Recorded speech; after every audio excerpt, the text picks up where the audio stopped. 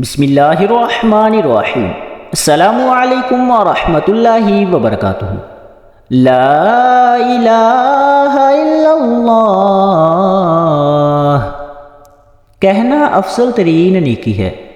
حضرت ابو ذر رضی اللہ تعالی عنہ سے مروی ہے کہ ایک مرتبہ میں نے بارگاہ رسالت صلی اللہ علیہ وآلہ وسلم میں عرض کیا کہ یا رسول اللہ صلی اللہ علیہ وآلہ وسلم مجھے کوئی وصیت فرمائیں۔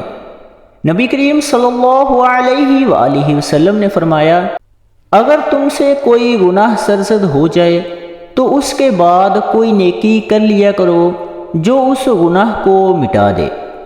میں نے عرض کیا کہ لا الہ الا اللہ کہنا نیکیوں میں شامل ہے۔ نبی کریم صلی اللہ علیہ وآلہ وسلم نے فرمایا، یہ تو سب سے افضل نیکی ہے۔ سبحان اللہ۔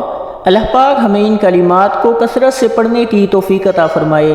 اللہ پاک ہمارا حامی و ناصر ہو، آمین۔